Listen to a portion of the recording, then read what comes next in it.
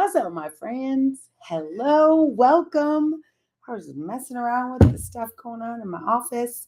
How's it going? Welcome in. It is Thursday. Some of you are, prepping for the long weekend.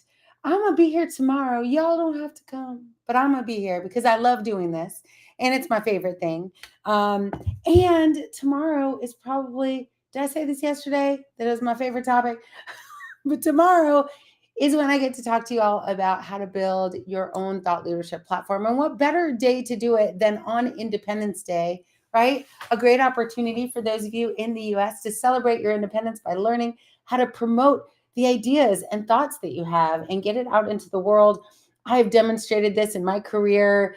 Many people who knew me, 5 years ago, maybe 10 years ago, certainly 15 years ago, or like my husband, 30 years ago, it was crafted, right? I created a bit of a name for myself. So I want to share with you exactly what I did, how I did it, and that is what we'll be doing tomorrow. So I hope you'll join us. Welcome in, everyone. Don't forget, this is our favorite time where you can come in and say hello. Thank you for being willing to start where I ended yesterday. Not only say hi, but also let us know where you're coming in from. We got so many cool people in the house today. What's up? I'm going to actually show you all so people can see you if I can remember how to do this. Overlay. There it is. Found it. What's up, my friends? Good to see you. What's up, Boston? Chicago's in the house. Good to see you. Hi, Nicole. What's up, Kim? Good to see you, Sandrine, my friend. Washington is in the house. Diana, a good friend of mine. Welcome in. Welcome in. A few of us from Chicago. Can I? Oh, good point. Good point. Let's see if I can do that. I don't know if I can. But it's a good idea. Good idea. Let's see if I can mess around with this camera angle at all. I don't think I can. Let's see. Let's see. Anyone know? Video. I got it. Why? Bam! Someone's on it today. Thank you so much for that. You're all awesome. Y'all love me. Back for day 4. What's up? Caleb's in the house from Maryland. I was just in Maryland. Caleb, I'm going to be in Maryland next week, 9th, 10th, 11th, and 12th. I think 9th, 10th, and 11th. We should hang out then, unless you're like, I think anywhere in Maryland, we could probably hang out. So let's do it in person. Wouldn't that be awesome? I'd make up for all the things. So that would be amazing. Let's do that. Welcome. I see Sean from NYC. Vancouver's in the house. Ooh, we got a few people from Vancouver and Charlotte, North Carolina, from the nation's capital. Yes. So I will tell you as we wait for people to join us today. Thank you, Kim. You're awesome. I'm such a fan of you. Thank you for helping me. So one thing, my husband and I have been to DC so many times. I speak in DC at least, I don't know, 2 or 3 times a quarter. I'm there all the time. What's up, Dan? Good to see you, my friend. Welcome in.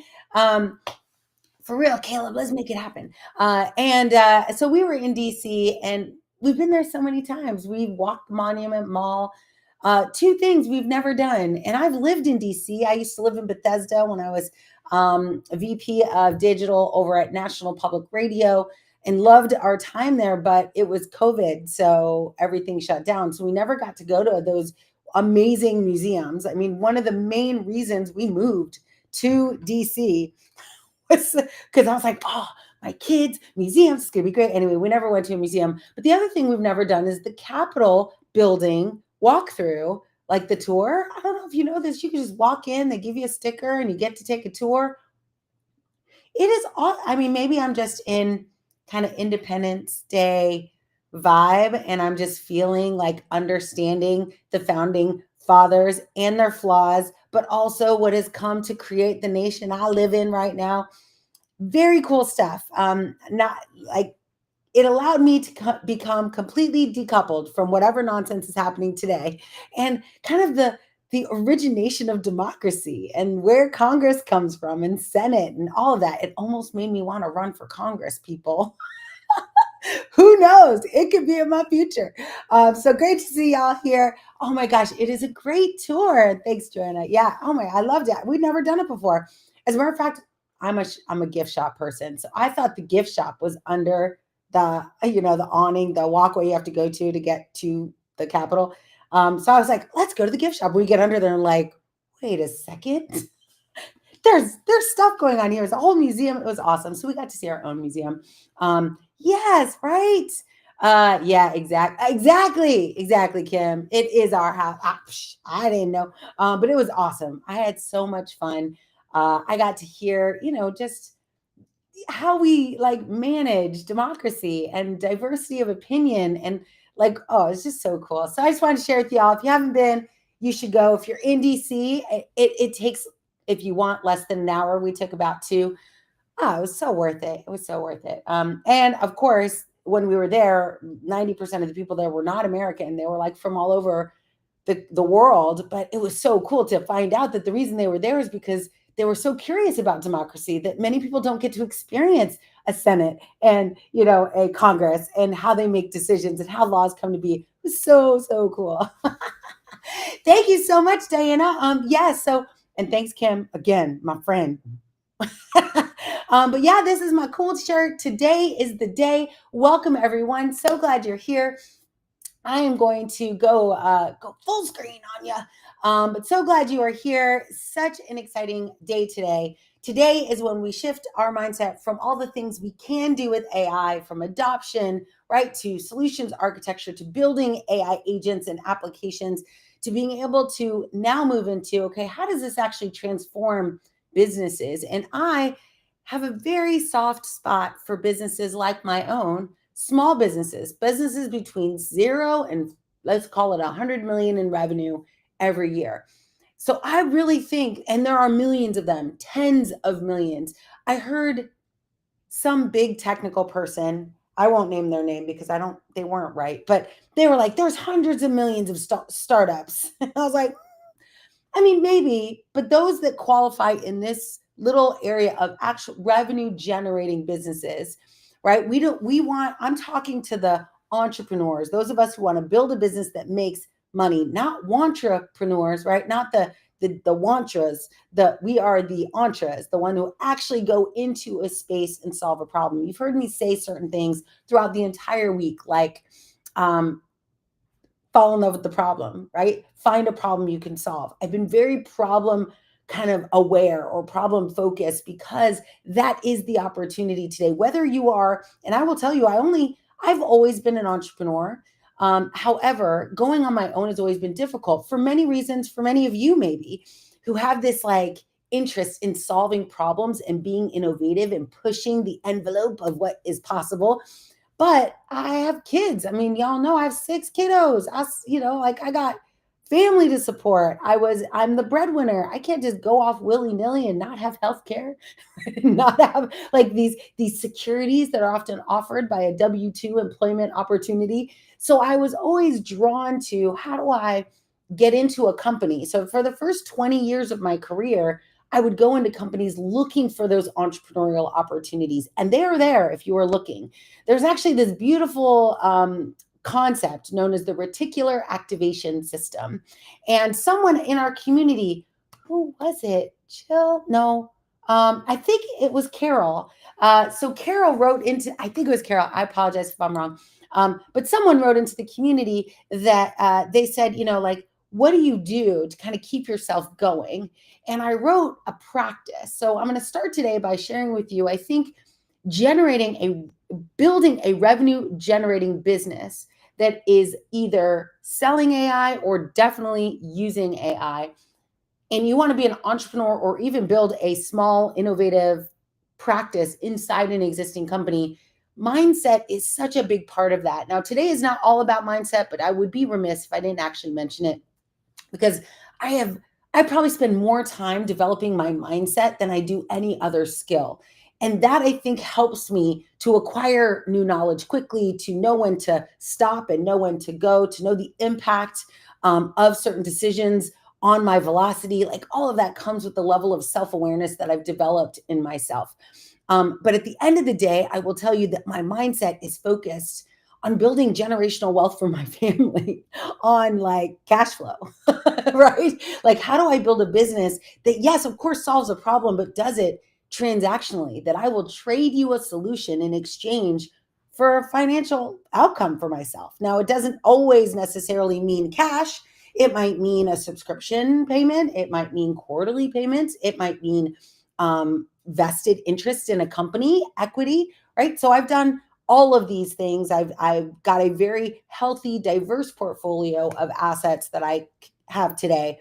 But I want to share with you, I think probably the fastest growing asset I've ever built has been Noel LLC, right? My personal professional services organization. How do I create a product of what's in my own brain and share that with the world? And so today I'm going to share with you the philosophy behind that. Now, here's the good news. If you sell an actual product, I'm going to encourage you, no matter what you do, if you are a consultant, an advisor, a strategist, today more than ever, you can adopt a product to go along with you. So I'm going to give you some examples of that. But exactly, like, you have a chance now to not only just say what you think, what you know, all the knowledge you've gained over your career, but you also have a chance to actually build something tangible that you can give along with it. And that couples with what we did yesterday, right? All of a sudden now, as a person, as an entrepreneur, not only do I have the services I can offer, but I can now build products better, faster than I ever could before. And that product might simply be a mechanism for understanding the strategies I'm delivering better, easier, right? Creating different conversational capabilities for a client. So I'll share all that with you, but it does first start with a mindset. And many of you know, I already see it in the chat. My mindset is very much, well, there's a couple ways I phrase it. I've already mentioned it a few times over the week. One is I'm a doer, not a talker. I always lean towards building. It's better for people to see it, to believe it. And I've seen this echoed through every sales conversation I've ever had. If you can demonstrate value, like literally show it on a page, on a screen, in a demo, it's so much more better than it's so much better than telling someone, I swear it's good for you. This is going to be great. I promise. Like, here's a picture of it. I'm sure it'll look like this. And what I've noticed over the course of my career, I mean, we're going on 30 years now, it's never what I say, what I see in the picture. I never get that thing. It's always change ordered and modified over time. So what you can demonstrate becomes reality. And CEOs, executives, decision makers, stakeholders are all hungry to actually get real value from this technology. So the sooner you can demonstrate that. So being a doer, not a talker, it doesn't mean don't talk. It just means de-emphasize knowing the PowerPoint and emphasize knowing how it actually works and building something useful for people. The second philosophy that I have is show, don't tell, which goes very nicely with doing and not talking, right? Is that I want to always demonstrate building demos. This is why in GitHub, I am constantly forking repos or taking repositories and rebuilding them, giving myself the mental flexibility of building something, even if I don't know what it does or how it's working. I just work through it. It's what we did. We actually just recently launched a agentic AI for beginners course, and we got a bunch of code. And of course, agentic AI, we're teaching a brand new course on a brand new topic. And the code that we were leveraging was changing out from underneath us because the products were evolving right out from underneath us. So the code almost never worked. But that wasn't really the point, right? Is that as you begin pushing in the direction of learning something new, it is in the journey of continuously working at something, right? Like, that is the muscle that I flex every day. Is not necessarily did I get a good outcome, though those are nice, right? I like to get a good outcome, but it is the exercise of continuously trying, failing, trying again, right? Ask, okay, you can't ask him, but Thomas Edison, Albert Einstein, they all had these, and Michael Jordan, right? They all have these incredible stories about how hard things were until it became easy. And so I don't want you to think, again, from a mindset perspective. I heard Mark Cuban the other day in an interview say the most important skill when you're building something, whether inside a company or as an entrepreneur, the most important skill is resilience. And so I developed actually a leadership principle called Lamplighters. Some of you know it. Lamplighters is an acronym. I have a podcast called The Lamplighter Effect. There's a book. It's a whole thing. But Lamplighters, it actually came from reading the autobiography of Benjamin Franklin. And at the end of it, he gave a 12-week guide. And he identified that if you study a single principle, let's say you pick 12 principles, like the apostles, pick 12 principles, and every week study those 12 principles. By the end of the 12th principle, you will have completed a quarter of the year and you start over. And if you spend a dedicated week on a single principle, right? You now are going to do that 4 times a year. You're going to get exceptionally better at that thing. And so these principles lead how I build companies, and why I think they become so successful is because I'm not going to tell you all of the lamplighter principles, but I'll tell you the first 4, lamp. And it's basically, everything I do, I lead with love. And I don't mean like ushy gushy love. I mean like agape love. Like I just unconditionally love and respect all of you who are listening, but anyone who's not listening, people who argue with me, I'm just an unconditionally loving person. That does not mean that I will let you stomp on me. I am Puerto Rican. So as my husband, like, it doesn't mean that I'm going to be like, a doormat. It does though mean that I approach everything from the perspective of loving kindness, which is a principle I learned as a child. The second one, so that's love. The second one is ambition. And these are interesting because many times they don't often sit well together, but these principles are meant to live in a bit of tension. But I am ambitious. I am numbers driven. I am metric driven. I want to achieve a number. So I set a number for the number of people that we would get in this challenge, and I ambitiously go after it. I set a financial number. I set a person number. And so this is everything I do. I set a number for. I set what I call a target for. And then, so ambition means that I'm driven by targets. I don't just do something to do it. I do it to achieve an outcome. And I think that ambition translates very well to AI systems, right? It's because I'm never going to build a system just to build it. I'll always be like, you all heard me over the last 3 days. Why are we building it? What's the reason? What's the metric? How are we going to measure it? Like, that is my ambitious nature saying, I want to know when I triple, quadruple, or 10x my number. Like, I want to know that you give me a quota, I'm going to blow it out of the water. That is my philosophy. And then M stands for mindfulness. And this, of course, was the one of the most successful skills I built on Amazon Alexa 11 years ago. But I'm a very big believer that mindfulness will help keep companies together, keep partnerships together, keep marriages together. But mindfulness is not an external activity. It is an internal self-awareness activity. So you've got this kind of external, loving kindness outcome. You've got this ambition, which is also pretty external. Mindfulness is internal. And the fourth one, P, is purpose. And purpose is also internal. Now, granted, in the last few years, I've made it very external what my purpose was. But my purpose has been evolving for decades. And for many of those years, I never told anyone what I wanted, what I was going after, why I was doing the things I was doing. But I knew. And so I think it's good to have these like leadership principles in tension. You might develop your own, but those 4 like have driven a lot of the behavior I have in my organization, right? Like, I want to make sure everything we do comes from a place of love. That means that I'm very intentional about what I go into. I'm also very ambitious. So we set hard targets, big, hairy, audacious goals. We also, though, are mindful. We take a moment to think about what we're doing and make sure we're doing things safely and responsibly, taming the baby tiger. Did y'all see me on TikTok? Did y'all see that video? You got to go over and check it out. Noelle.ai on TikTok. I think I also posted it on Instagram. And I'm also Noelle.ai on Instagram. But it's cute. It's like this picture. CapCut created a new set of AI filters. Anyway, and it's a big tiger comes over. It's so cute. And it's a still picture that I used to create that video. So go check it out. It's pretty cool. But absolutely, yeah, purpose definitely evolves over time. So I think it's such a good, like, those 4 are enough. But just to give you a sense, right? Leadership, imagination, right? Gratitude, honesty, right? Harmony, I think, is the H I use, but harmony, let's see, T is trust, E is enthusiasm. I mean, right? R is resilience, and S is success. And so I am constantly, like, I have it written on my wall. I have a t-shirt that I have 12 t-shirts, and each day has a different leadership principle, like in bold.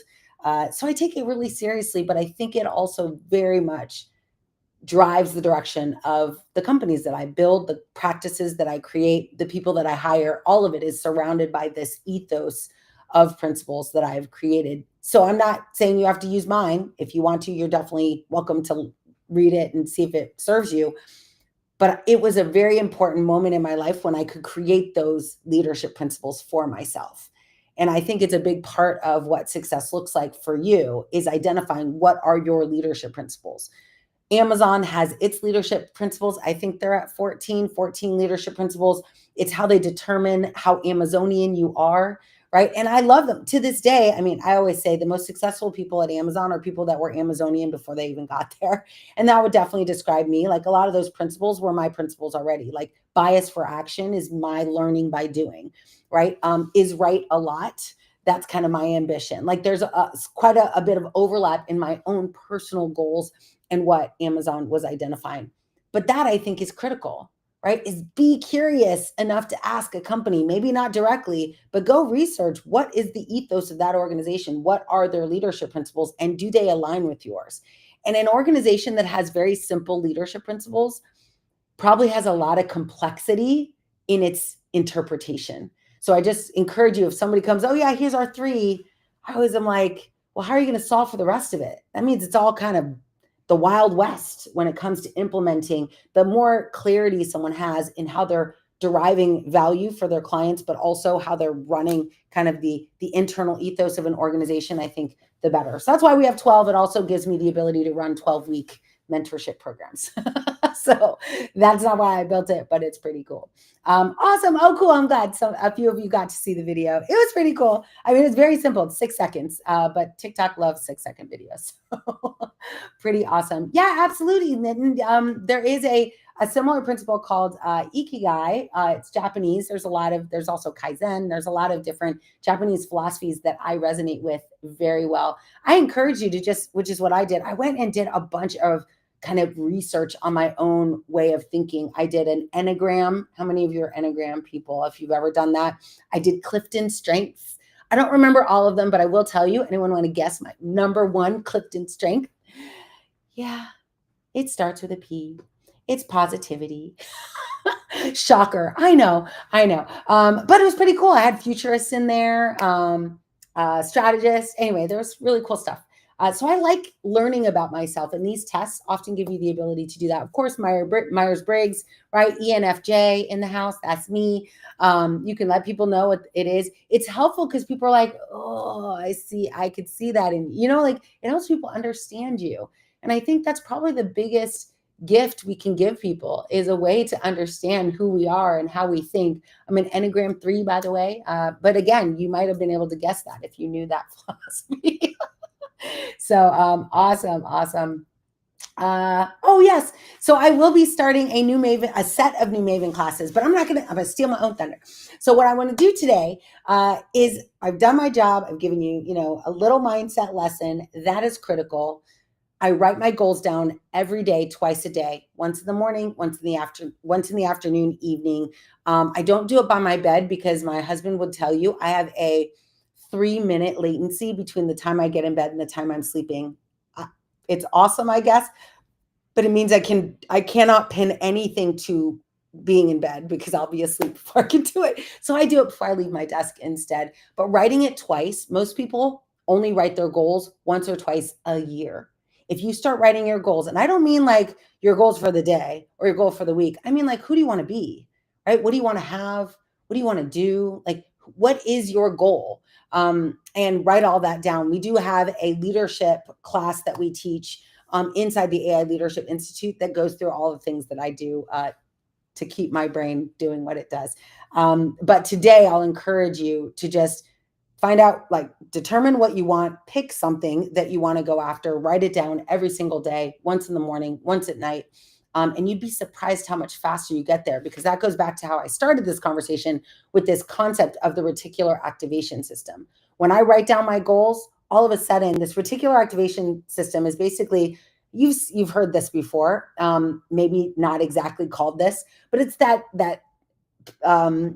thing that happens when you buy a new dress and you think you're the only one, or you get a new car and you get it in a color you don't think anyone has. And then all of a sudden you roll that car off the lot and you're like, I see them everywhere. My husband and I, for example, we're just talking about Back to the Future and DeLoreans, and we've now seen 2 on the road. Like, what? How is that possible? We were having a conversation. I'm like, is Instagram that powerful that they can change? No, we were just having a conversation and now we've seen 2, but it's because we were talking about it and now our reticular, meaning our eyes, are now focused on seeing the things that we're talking about. So that's why it's so important to write down your goals, to think the thoughts of what you want, to say the words of what you want, and then to take action in the direction of what you want, because your brain, your mind is going to draw into your experience things that are going to get you there and you won't even know.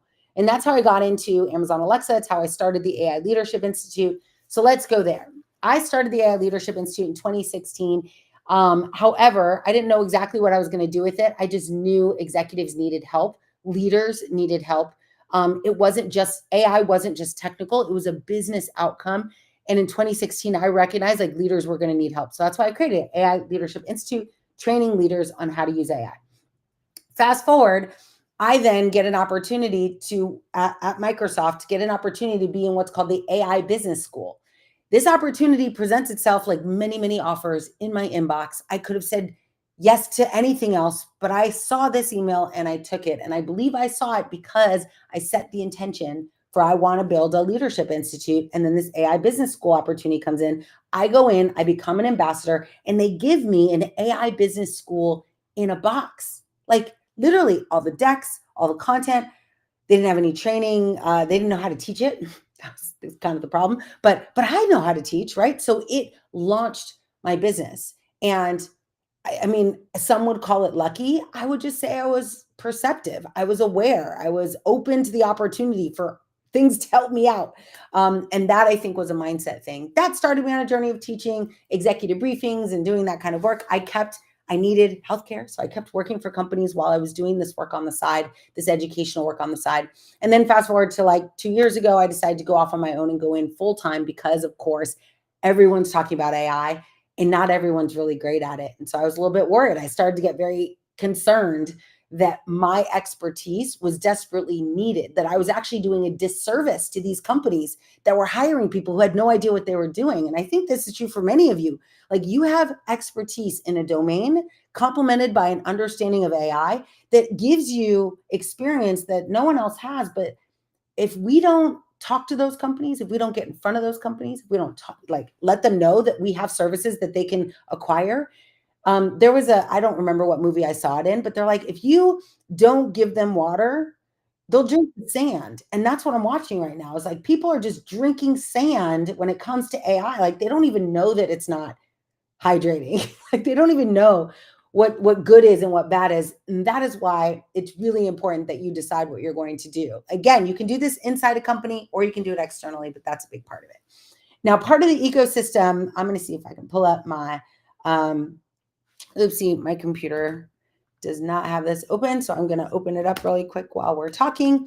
But I want to share with you the cycle of business growth. And this is what we're going to dive into in VIP. We're actually going to build out, like fingers on keyboard, build out a offer. But for you all, I'm going to talk to you about what it takes to build an offer. In DIY, you can take what I say and then go do the work. You can even join the I Love AI community, which most of you are in. But you can go to the I Love AI community and we'll talk about this every Friday, except for tomorrow because we're doing this. But every Friday at 2:00, we have an AI Leadership Institute call. And at 4:00, we do the public call. And you can bring all your questions and we can answer it together. And it's not just me, it's all these amazing people. We have so many incredible leaders there as well. Okay, PowerPoint's asking me some crazy information. All right, here we go. Let's hope it opens. Oh yeah, we're here. We're here. All right, awesome. So here, let me go ahead and share my screen real quick. There we go. This is, yay, that's me. All right, let me see if I should probably put it in presentation mode. Let's see if I mess it up. Oh boy, I can't do that. I'm just going to show it like this. You can take a picture of it. This screen, right? This diagram represents the cycle I have used to build 4 businesses. Y'all might be surprised to know that a long time ago, before I had children, I launched a yoga studio in Morristown, Tennessee, where my mom still lives. And I use the same process, right? So the very first thing, remember that problem we talked about yesterday? The very first thing you're going to do when you're building a business and you want that business to be successful and you want it to be profitable, cash flow. We want it to be profitable. The very first thing you're going to do is you're going to identify, number one, what is the idea? That idea must be linked to a problem you know people have. This is the most important thing is I get ideas all the time, but unless it actually to Nitin's Ikigai comment earlier, right? If I know the world has this problem and I happen to care about that problem, I know I have a match. So it's not just any idea we go to market with. It's an idea that's been validated by the fact that someone's been like, man, I wish we had this. Some of you heard me the other day. I was sitting on the plane next to a woman and her husband, and they own a construction company. And they were like, can you help me with this? And they gave me a very specific problem they wanted help with. And as an entrepreneur, my mind was like, okay, that's an agent I could build. How many other construction people could I sell that to? So I started asking a bunch of questions. But the idea was born, and it was born from a customer actually telling me they wanted it. So I got to work. So that's the first step, is that you have to, maybe I'll make it a little bit bigger. Yeah. The first thing is that you have to have an idea. The second thing is you have to have a target. How much money do you want to make from this idea? What is your revenue target? What is your user target? If you're not going to, like, let's say you're a nonprofit, maybe it's how many families are you going to impact? How many soldiers are you going to save? How many, whatever it is, how many farms are you going to support? Like, but it's very important you have this metric for the exact same reason why it's important to have an AI metric as well. So this idea is only as good as the target you assign to it. You can't go forward without it. You have to pick a metric to measure the success of your idea. For me, my idea was I want to do a Rise Up AI challenge. I want to get 500 people to join us in this challenge. And then I 10x'd it. See, myself agrees with me. Then I 10x that number in order to change my behavior. But that was my goal. And then now I've got my idea, run a challenge. I don't have anything to do it yet. I have a target, which is 500 people. The next step, which is critical, and most people get this wrong, in an entrepreneurial endeavor, inside a company or outside a company, you do not build yet.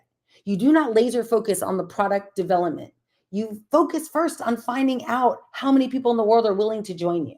This has been beautifully crafted at companies like Anthropic, OpenAI, Microsoft. They create first a wait list. How many of you have joined wait lists for products? I just joined one for a new feature on HeyGen. For all I know, they haven't even built the feature yet. They're just trying to see, is it even worth building? If they get 100,000 people to sign up for the wait list, it's probably worth building. If not, what's the worst thing that will happen? I've forgotten the wait lists I've signed up for. Like, I'm not putting that stuff on my calendar, waiting for it, right? As you can do polls on LinkedIn. They're very successful, right? Hey, everyone, I'm thinking about building this thing.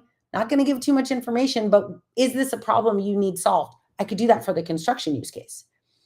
So now you've got your idea, you've got your target. Now you need to grab attention.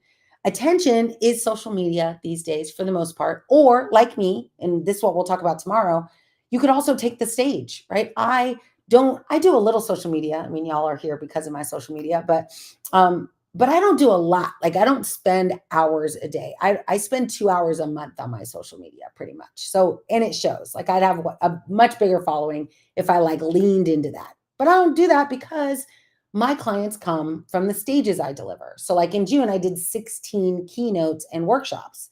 So that's how I get attention for my ideas, is I get on stage and I tell people about it. And then I say to them, if you're interested, sign up here and I'll let you know how it goes.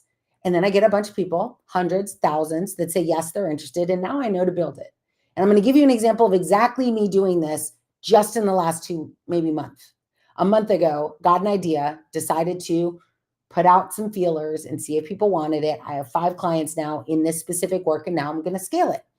And that scale will mean I'll take it from right now, I don't know, $25,000 a month to $100,000 a month. That's my goal. Always my goal is to go from prove that people will buy it, then get to 83,000 a month, which is $1 million a year. That's when you know that you can grow that business at least you've got some room to grow that business pretty significantly from there. Very few companies get to 100 million or 200 million or 500 million or a billion. I've worked at many of them who've gotten there, but very few companies get that far. But here's the reality is most of us probably don't need more than a million a year in a business. We don't need to take home more than 500,000 a year to feel pretty good about where we are and to be able to save money and generate wealth for our families. So that attention piece is critical. Social media is how we do it. We just actually graduated. You all see them in my LinkedIn because I'll be promoting everyone pretty soon. But we just graduated a class of the AI startup accelerator. And in the accelerator, I go through 6 different levels of building a business. And the very first level of the business, of course, is to be a business. First thing you have to do is figure out a way to get paid, figure out a way for people to find you, figure out a way to communicate to your clients. So you got to have that established, right? You need a bank, you need an entity, you need to be legal, you need to have a way to pay the IRS, like all of that. Then after that, once you're established, the very next thing is attention. How are you going to get the world to know you exist? And the way we do that is what I call an algorithmic drumbeat. You have to build an algorithmic drumbeat that tells the algorithm every day, you are a company, you do stuff, you do very cool things. And so I have a set of prompts that I gave to our founders that help them build 30 days of content in a little under 2 hours. 30 days of content, just that drumbeat. Every single day you're on social media telling the world what you're doing. I do enough stuff that I can just post what I'm doing every day. But for those of you who are just getting started, you're going to need to build. And here's the coolest part about that. You're not selling. You're not like, hey, buy my tchotchke. Hey, take my class. Like all you're doing is providing value. Here's what I've learned. Here's a tip. Here's a resource. Here's my thoughts on a trending topic. Like you get to take 2 hours, build out 30 days, and you do that once a month. And now the world starts to recognize. I actually have gotten incredible feedback from the founders that were in this accelerator that were like, oh my gosh, like I've never gotten this likes before. And they watched every post got more and more, right? It's an act of like algorithmic, like when you're looking at the algorithm, once the algorithm realizes you're serious, you're consistent, you provide value, it starts opening the funnel of who it shows your content to. It's a bit unfair, I'll tell you. Algorithmic bias is a thing. It's unfair. Right now, I have lots of followers, right? Tens of thousands of followers on LinkedIn. And many of them are like, why can't I see your content? And I'm like, because the algorithm hates me. But not really. It's just because it's looking for a very specific level of interaction from the people who follow me. And if you don't interact in a certain period, it will drop you from my list. Like it will not let you see my content unless you come and get me. And so that's why you'll see me every so often. I get into the DMs and I'll send you a message and say, interact with me. And that will, again, it's one, because I want to provide you value and I want to give you an opportunity to work with me. But 2, so that I tell LinkedIn, we are actually real friends. We do talk to each other and it's worth you sending that information. Just this week on the attention side, when I started doing this challenge on Monday, the biggest boost I could do on LinkedIn was 58,000. Tuesday, it went up to it went up to like 60,000 or 70,000. Today, it was 160,000. So my boost capability increases the more engaged my audience is with me. And I think, and the only way to drive engagement is to create this algorithmic heartbeat.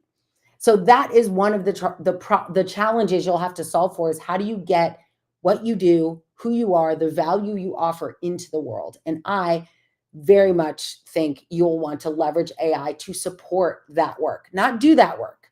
I will tell you, AI generated content is not awesome. I can see it a mile away and customers will be able to see it too. They want to know, like, and trust you.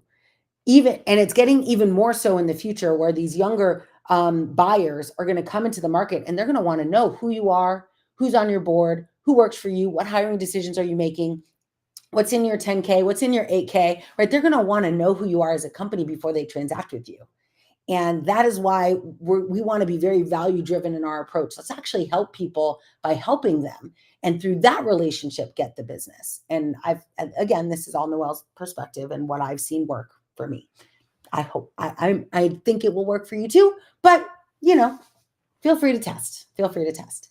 So once we get attention, once we've got this algorithmic heartbeat going, the next step of this is to then get people to raise their hand and say hello. Raise their hand and go, hey, I'm interested, Noelle. That's pretty cool. I see you're doing workshops. We need a workshop. Or, hey, I noticed you were just doing this keynote for an association I'm a part of. Can you come to my company and do this keynote? I need a way to get them to raise their hand and give me their information so I can communicate to them. So this is called lead generation, and it is a struggle. It is actually the area of the market I try to support companies with. Lead generation means that you have to build something valuable enough. And here's the key. You want to build something that you actually could charge for and give it away for free, like a book, a web class, a challenge, right? Like all the things I'm doing now will be bottled up, hopefully edited, but bottled up and delivered as a valuable free resource to someone that they can take anytime. My AI bot builder bootcamp, I've sold it for $1,000 a person. I've sold it for $25,000 a class, and I give it away for free when people buy my book. And the reason that I do that is because I now know when they get that value, they're gonna be like, oh my gosh, this is way more than like I should. They almost feel like something's wrong. Like they're like, wow, this is a lot of value that you've given to us. But now I'm on their side of the table, right? I'm there with them going, yeah, of course, I want you to be successful. Now let's talk about how we exchange value, right? How do we exchange what I know and what I can help you with the money that's in your bank account, right? So lead generation is the art of hand raising. How do you get your audience to raise their hand? I will show you, some of you know this. If you followed me before Christmas, I did a lead gen challenge to myself. This is how Noelle rolls. I woke up one day and I'm like, I'm going to do a new lead magnet. I built from scratch a new lead magnet every day for 12 days. If you're in the I Love AI community, you can see this. It's called the 12 Days of Christmas. I don't know if it's enabled or not. Sherilyn, we'll have to enable it again so people can see it. But it's 12 different lead magnets. So let me go right now, and I'm just going to share this with you. This is the hardest part. Now, notice all of this is before we actually build anything. This is my philosophy. I sell it, then I build it. The reason I can do that now more so, I mean, I've always been this way. I buy it. I sell it and then I build it. Mainly because I want to custom build things for my clients so that they get the highest value possible. That was hard to do, or harder to do 3 years ago, 5 years ago. Today, it's very easy to do that, right? Because now I can vibe code my way to a solution, an MRP, a minimum remarkable solution, and then I can create a much bigger contract to take that solution to production. But to get in the door, the first dollar you get from a company is the hardest dollar you'll get. Once they give you money, in other words, once they've transacted with you, they now in their mind have said, this person is trustworthy enough for me to give them my credit card. Now, from then on, those dollars will be easier because they have to actually validate that they made a good choice that first time, right? And so they will be less likely to kind of combat themselves and be like, oh, I don't want to buy this. Like they've already bought from you. So it's an easier, I won't say it's easy if you're doing nonsense, no shenanigans, right? If you're doing things that are not valuable, they're not going to just give you money. But if you're doing valuable things, it's going to be less of an obstacle to get them to do further transactions. So that first transaction is so critical to building the initial trust with your clients. 4 percenters. What does that mean, Dan? Did I miss it? You have to tell me. Write it in there. Let me see if there's anything else in here. I'm just checking the comments here. Oh yeah, cool. Oh, good. Oh yeah, Anagram. What? Awesome. Okay, I got some friends in here. Oh no. Oh yeah, of course. All right, cool. And oh man, Nitin mentioned some content on here. He's got an Ikigai piece of documentation, but he's also doing really cool stuff in his company. So y'all should check it out. I saw him live and got to see a demo of his products. It's so cool. I'm not gonna take our time, but we should do like a little showcase of some of the amazing leaders that are using AI in their businesses in one of our sessions. But yeah, lead generation, and it's critical. I will tell you that leads and sales, it's the blood of every company. Every single company that exists it exists because a client is paying them to do a thing. The pipeline of the sales team is going to be like literally the bloodline of the company. As soon as that pipeline dries up, you don't have a business. People stop buying from you. So it's really, really critical. All right. So let's see here. Where did I want to go from this? Oh yeah, lead gen. So let me just share with you a couple things. Doing good on time. Let me stop sharing this screen and I'm going to go and share. I'm going to go with this one. Let me go here. Yeah, let me go here. So this is my website. So I'm only here because, I don't even know where this is actually. I picked this screen because I was like, I know where that is, but I don't know if I do. What screen am I sharing? Maybe I can click on it. No, I can't. All right, hold on. Hold your horses. What screen? Let's see. Okay, this happened to me yesterday too. There we go. Okay, I found it.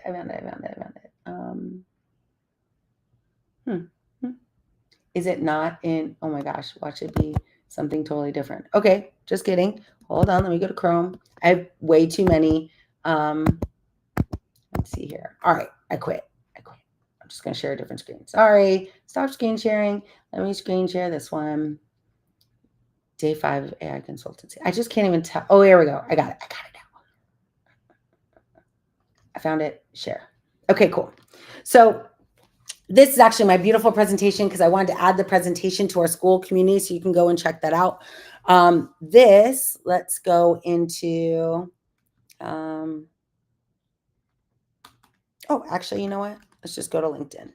Oh, look, what's up? That's one of my friends. All right, so I'm going to go to my profile so you all can see it and show you some of these posts and some of these lead magnets that I've generated. So let's go down here to, these are my posts. I'm going to go to activities. I'm going to go to the newsletter, show all newsletters. So I have a newsletter. I have a couple of them. This one has 12, almost 13,000 subscribers. That's exciting. I should use it more often. But let me go and show you this newsletter because it's where I captured a lot of these Christmas lead magnets. So if you go in, like I'm just going to scroll through all of them on the 5th day of Christmas, 4th day of Christmas, 2nd day of Christmas, right? So this is the 12 days of Christmas, and every day I gave another tool. But lead generating, right? So this is a 90-day AI marketing blueprint. About 3,000 people downloaded this. I'm going to go ahead and I give a little synopsis of it, but I'm pretty sure I give you the ability, I hope I do, give you the ability to click on it. So let's see what happens. I hope it's in here. Oh boy, I didn't put it in. How did I not build a link for that? That's kind of funny. All right, it's got to be in there. I must have just missed it. It has to be in there. That's the whole point of the thing was to do it. Cue the music. 3 times ROI. Anyone other? I don't see another link in here. Oh, there it is. Sorry, I put it in the comments. So for those of you content marketers, LinkedIn does not like it when you put links to things inside of the post. They will promote it more if you put your links in the comments. So that's what I did. So this is what you'll see. This is a classic lead gen tool. I am very good at building these. It takes me maybe 15 minutes to build a net new one.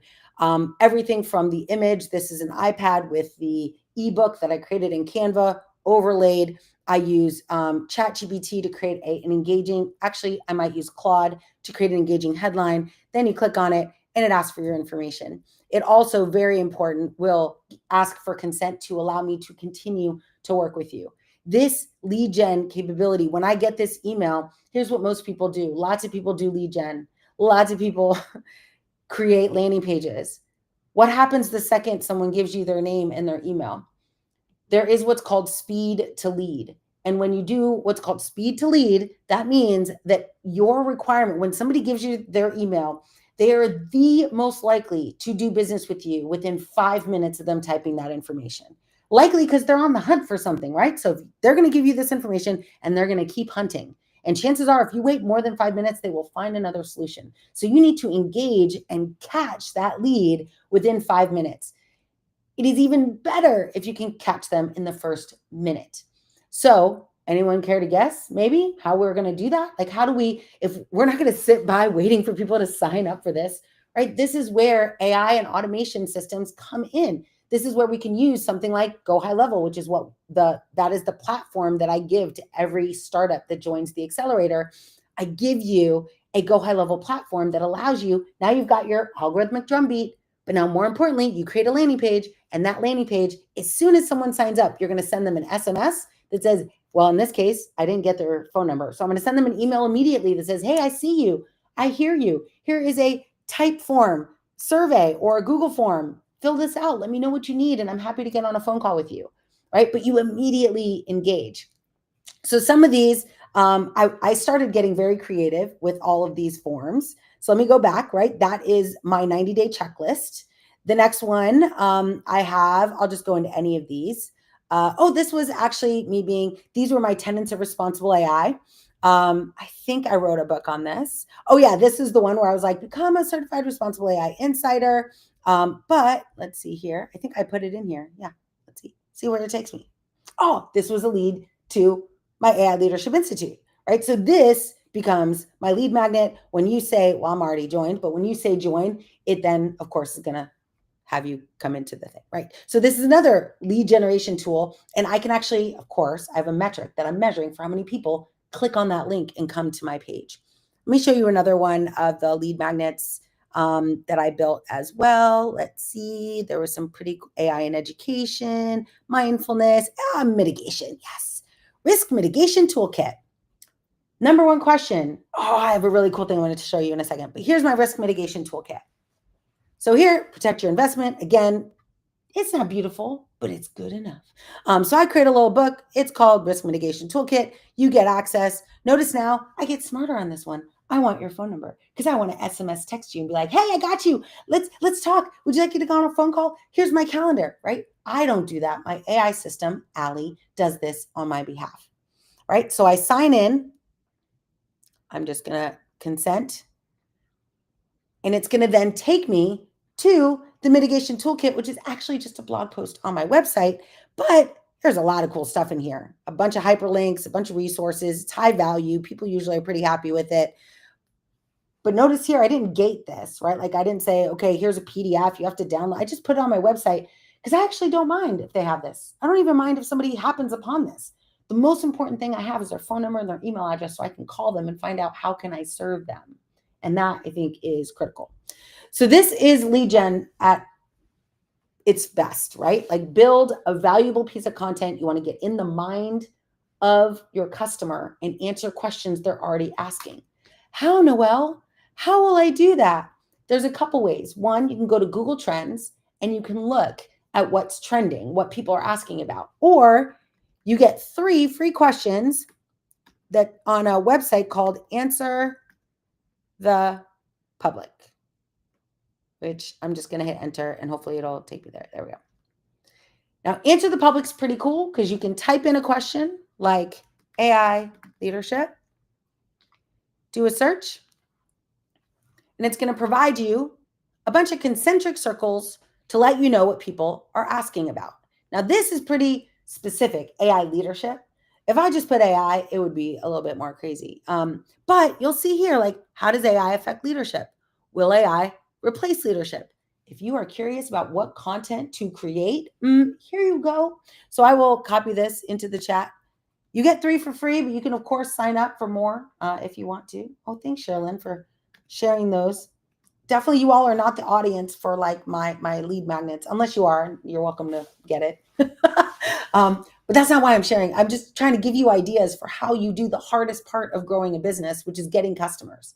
I do not fully believe in, I don't believe at all in going to VCs before I've generated revenue myself. I'm not a believer in the unicorn methodology of I will go and get millions of dollars. I'm also a woman. I'm also a person of color. I also am not in the upper, I don't even think we've broken 10% of available funding given to my demographic of people. Not to say I've given up on it. I just know I can make way more money just delivering value to my customers and letting them pay me for it. So don't be afraid of that. I think a lot of us are like, oh, I'll build the plan and I'll get someone to fund the plan before I do the thing. And I'm just saying, be a doer, not a talker. Like, don't spend your time building pitches and pitching VCs when you can actually build something that's valuable and get customers to become design partners and fund the very thing that you're trying to build. All right, cool. Yay, thank you. Oh, I did that. Oh, so I put it I think the only place my links go is YouTube. So sorry for that. Hopefully, Sherilyn can throw and answer the public that link into the chat for you as well. Or if you see it, what's up, Asta? Asta's in the house. So cool. Good to see you, my friend. Awesome. All right. So all of this helps you identify, get into the mind of your customer, deliver value to the customer so that they call you and go, hey, I see you're talking about my thing. Or better yet, they just raise their hand, download a free guide that is all about one of these topics, right? Let me scroll down even more. These are some of the other questions. Who's leading in the world of AI, right? Create a leaderboard, like top companies and your specific opinion about them. This is why I created a podcast called Good Morning AI. Every morning, I'm a Stephen A fan. I don't know if y'all know, but he has a show called First Take, and I'm like, I'm totally doing a First Take AI, but I couldn't do First Take because it's taken. So I decided instead to do Good Morning AI, but same idea, right? Is that I would just get on and talk about these topics that were trending. And I do it all the time. I've now had Greg Brockman from OpenAI on my podcast. I've had Cynthia Stoddard from Adobe on my podcast. I've had, of course, I've been on other people's podcasts that I put on my podcast. So it's been a really, really fun ride. Okay. So now we go back to, right? We've now got our idea. We've got a target of who or how much money we want to make. Let's call it $1 million. We now start generating attention. We start publishing to the world. We're doing this, creating an algorithmic heartbeat. We now have some lead magnets and as many as you want, because you've got to catch the wave of the question in the mind of your consumer or your customer or your client. And that means that you're not going to catch it the first time. You might not even know what they're asking. So you just keep pushing content out. It's like a TikTok video until one goes viral. And it will happen. You just have to be consistent. So once you're consistent, you start pushing out these offers of here's value, here's value. Once you find something, which is what I'm about to share with you, now you start building. Now you're like, okay, I've got 300 to 500 people who said this is good. They need this. Now I start talking to them. The third project in our AI startup accelerator is that once you've identified what you're going to offer, you get on the phone with 10 people, not 10 buyers, but maybe, but just 10 people. And you talk to them and you say, hey, I am building a new offer and I would just like to run it by you. Just like to see how it goes. I think it was you, Diana, right? You had good success with this, right? You just call people and say, hey, can I run by what I'm building? Can I just share with you what I'm doing and get your feedback? If you are on to something, right, Noelle? If you're on to something, those people are going to come back to you and go, well, I mean, I know you were just explaining it to me, but maybe I could be a client. Like maybe I could take advantage of this. Some of them are going to say, that's cool, I want in. Some of them are going to say, no, that's not even valuable to me. But that's not the point. The point is that during this conversation, no matter what they say, yes, that's awesome. No, it's not. Your job is to then say, what would make this a no-brainer for you? What would make you say yes to this? And you get their feedback and you write it all down. It becomes features of your product. You put it on a backlog, but you do this to do some market research. And I will tell you, this is the part Jeff Bezos, Andy Jassy, like all of the leaders, Scott Guthrie, like all of these leaders that I've worked for, scaling the unscalable is this moment where you personally figure out what is going to work and you do it with personal conversations. Gary Vee is also a fan of this mode, right? You just reach out to people, get them to talk to you, use that to derive your product and then build that. Do not build out of something in your mind you think people might want. Have a frame for what you think they might want, but then go to them and let them help you validate that frame of reference and then build from there. And start small and iterate. That's the beauty of vibe coding today. Start small, start with an MVP, an MRP, right? A minimum remarkable product, and scale from that perspective. All right, let me stop sharing this one. All right, cool. So now we're at the point where, I can't talk, sales is its own conversation, but now you've got like the momentum is growing. People are raising their hand. Now you'll probably need to, do a little bit of work on how you present your offer. I want to give you an equation to create an offer for a product. And we're right at 3:00. So it'll take me like 3 minutes. And then we'll actually build this offer based on this equation together in our VIP. So I want to leave you with the equation that I have used to build, I don't know, let's call it 4 7-figure products. meaning I was able to generate at least 7 figures with these offers. And here's the equation. It starts first with the dream outcome of your client. So that means you need to know who they are. Who are they? Are they business owners? Are they entrepreneurs? Are they leaders of teams of 10 or 20? Are they executives that lead teams of teams? Who is your client? And you do have to pick one. You can't be general. You have to pick a client. Who is your audience? The persona. It's not your only one, but you do need to pick one to get this going. Once you've got a persona, what is their dream outcome? What is the thing they wish would happen above all things? Is it revenue generation? Is it cost optimization? Is it happy employees? Is it happy vendors? Is it a safe, secure environment, right? Everyone will have the thing that would make their lives better. And this is where these conversations come in. That's going to be a question. Like, what's the magic thing you wish you had? What's one thing? And now more than ever, we can build the one thing better and faster than we ever could before. So ask those questions. So what is the dream outcome? Now you've got the dream outcome. Now, if you could give that person, let's say their dream outcome is to make $1 million, like maybe some of you, you want to make $1 million, great. If I could prove to you that I could get you to generate $1 million immediately, if you do one thing, you would just do the one thing. Like you would probably pay a lot to do the one thing. You might even pay 500 grand to do that in order to make $1 million if you knew it was immediate. So the value equation is when you get a dream outcome, when you understand the outcome of your client that they want to have it immediately. They want to have it with no friction whatsoever. They want to have a low perceived level of effort, right? So they want it to be easy, immediate, and free. That is like the dream. Like if they could get their dream immediately for no money and without any effort, they would do it. Call it like the super diet, right? Like if I wanted to lose 30 pounds and you came to me and said you could lose it by tomorrow and you don't have to change what you eat, you don't have to work out, and you don't have to pay anything, like I'd be like, done, let's go, right? Like what? There's no problem. So that's the dream outcome. Obviously, that's not how you're going to build your offer, but what you're going to do is put this on an equation to think about, okay, what can I do? Like, let's say I'm going to charge a certain amount, and I will encourage you when you set a price for your products, it is not based on the cost of you developing the product. It's going to be based on the value it has for your clients. I usually, in our consultancy, we reverse engineer our prices. We say, how much money do we want to make this year? The target, $1 million. And what are the different ways I can make $1 million? Turns out I can get one client who pays me $83,000 a month, and I'm done. Yay, right? But maybe that's hard, right? And so now it's 2 clients that pay me 40 grand a month, or 4 clients that pay me 20, or right? Like, and it's called $1 million math. But notice that pricing isn't based on what I'm doing or how I'm delivering. It's just based on that's how much money I want to make. So I'm going to figure out a price point and number of clients that I'm going to go after. Once you have the price, so for me, let's say it's 1,000 people paying me 10 grand, right? I think is my goal. If I have 1,000 people that I want to pay me 10 grand, or 100 people paying me 10 grand or whatever, now my job is to find out what can I give them that's worth 10 grand? How do I create something that's valuable enough that they'll pay me 10 grand? And here's the trick to this is that it won't be 10 grand. I'll need to give them the value of like 15 grand or 20 grand or 100 grand, right? If I give you 100 grand in value and you only have to pay me 10 grand to get it, that's much more likely for you to say yes, right? So that is kind of, that's one challenge.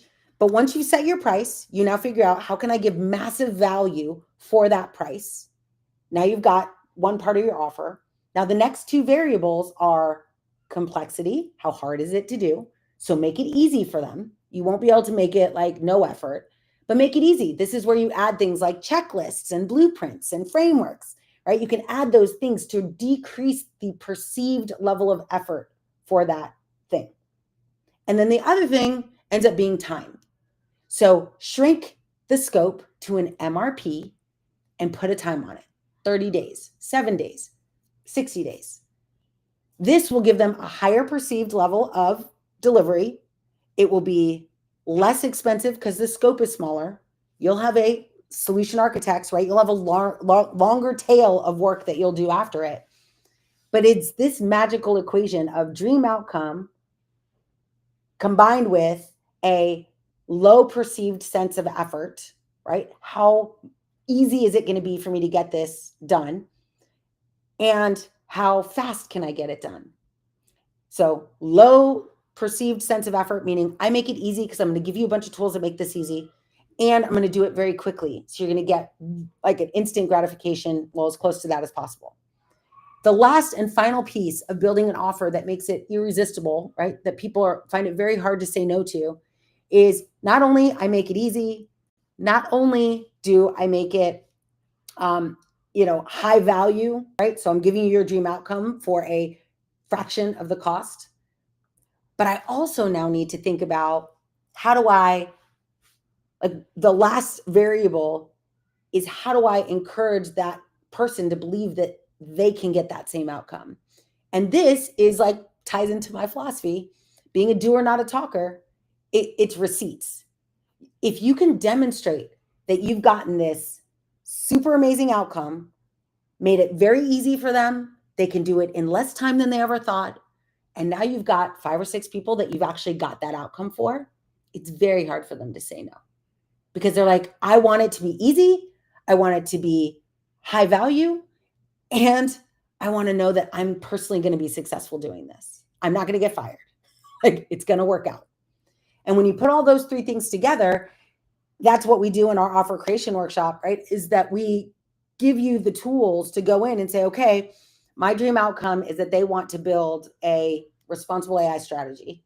It's hard. So we're going to give you a bunch of templates. And we actually have a Kickstart toolkit that allows you to do it in less than 30 days. But more importantly, here are the 5 clients that I have that have already done it.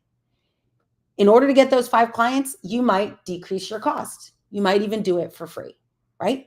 To get the reps in, to deliver with excellence for customers that will then say, Noelle's awesome.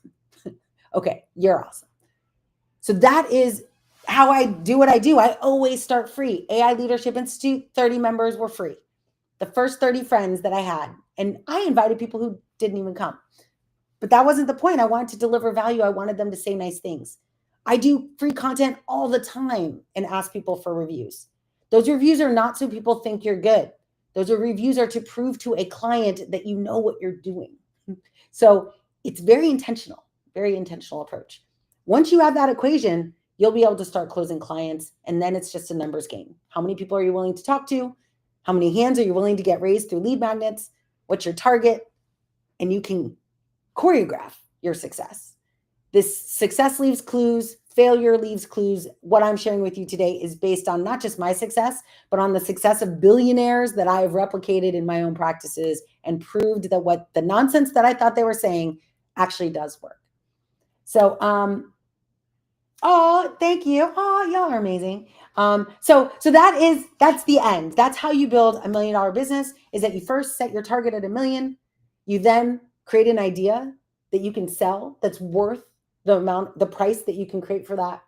And then you build an equation of value. You make sure that you've got the tools to make it easy. You have a framework that allows you to do it in a refined period of time. I'd say 60 days or less. It doesn't have to be the whole outcome. Just what can you get? What checkbox can you check for them in 60 days or less? I personally like 30 days or 7 days. Like, what can you do in 7 days? I can get a MRP vibe coded in 7 days. It's super powerful. So the last thing I want to share with you, I know it's 3:09, dang it. All right, last thing is the agency I built. So I got this idea. This is Noelle. I wake up in the morning and I get crazy ideas. So I got this idea. Is that it? No, we'll go here. And I started an agency and I just wanted to test it because people said it was possible. So I created Agentic. I did this during our startup accelerator because I was like, I don't want to just say that I did what I did. I'm going to start a new startup and do the things that we were doing. And I did exactly this. So Agentic AI agency.ai. And I don't want about. So this is my website. It's an AI automation agency, but I'm going to go to services so you can see what we do. But basically, it is a automation that I built. It's called database reactivation. It's a series of ChatGPT models at different levels of engagement in the lead gen process, because most people don't like lead gen. And I was like, oh, what if I could come in and take your old leads, meaning you've already given up on all of these leads in your database. You're not making any money from them. I'm like, you just give me those old leads. And if I turn them into sales, only then do you give me half, right? Half of, like, right now, they're not making any money on those leads and they've forgotten about them. They're like sitting dormant in a database. And so oftentimes people are like, half, that seems like a lot. And I'm like, I mean, but right now you've got half of nothing. What if I could give you half of 100K or half of 500K? I recently had a friend of mine close $1.7 million in leads. Like, and those leads were dead to that firm that did it. So this is a great offer, mainly because I don't need anything up front. I have a lot of confidence that I can do this. So I'm like, I will take on the cost to SMS people. I will take on the cost of all the LLMs. I will host all the LLMs. I'll do all of that work. The only thing you need to do is give me a sales team that can close. So if you have a company that has a sales team that can close, I'll just take my AI agent, which is my IP, which you could build yourself. This is what I meant earlier when I was talking about product. Build your product, and now I sell it to companies, and I just book time on their calendar with closable leads. It's everyone wins. Everyone wins. So I got this idea. It's super simple website, right? I also have a speed to lead agent. So this is another LLM that's going to make sure that you respond to people within 5 minutes. Remember, I talked to you all about that. Out of hours, right? So what happens when somebody calls on the weekend? If you're a roofer, you don't want to miss those leads. So this is an out of hours agent that just pings people and gets people on your calendar while you're sleeping. And then I have a Google reviews agent because people do not understand the power of reviews. So I add this in, but usually I just comp this agent as part of my solution. Anyway, so I just wanted to give you an example. You all can go and take a look at this website, see how I've built it. It's, I mean, it sells itself because there's no money down and it's leads people don't have. If you want to get into a business like this, I'm happy to help you. There are so many companies that need this help. But at the end of the day, it's LLMs. It's what we did yesterday. It's building agents to support these businesses. So it's pretty cool. And if you find a niche of a service that people actually need, and you can do it very, like, in less time and high value, you begin to see how easy it is to win this game. And I'm here for it. I'm here to help you. I'm here to be with you all. We're going to head to VIP and actually build some stuff. Bring your ideas, bring your companies. If you were in the accelerator, please bring your companies too and your success. And we're going to spend the next hour over in VIPs talking about how to actually build this, fingers on keyboard. If you want more of this and you are not in VIP, you can always join the AI Leadership Institute. We are going to be live tomorrow. I'm going to be giving away some cool stuff. We're going to randomize everyone who's attended the sessions over the week and give away a robot or two. I don't know if you've seen, but I have some robots. So we like to give those away to people that have joined. So I hope you'll join me tomorrow. Happy 4th of July either way. Thanks for joining me today. I hope you all enjoyed it. I hope you enjoyed it. And don't forget, this is available on replay. So at any time, you can go back and watch it. I know I do talk fast. I know. But it's okay because you can go back and you can replay it. You can either replay it at half speed or you can replay it for the gangsters out there. You can replay it at 2 times speed and see Noelle speaking really fast. So anyway, take time. I hope you learned something today. I hope you found it exciting and new. And I will see you all tomorrow for the last day of our challenge. It's been amazing being here with you. I'll talk to you all later. See you all at VIP. If you are in the Leadership Institute or I Love AI, I put the links in the calendar. So go click on it and I'll see you there. Bye, everybody. Thank you, everyone. See you soon. Bye. Peace, love, and cash flow. Okay, bye.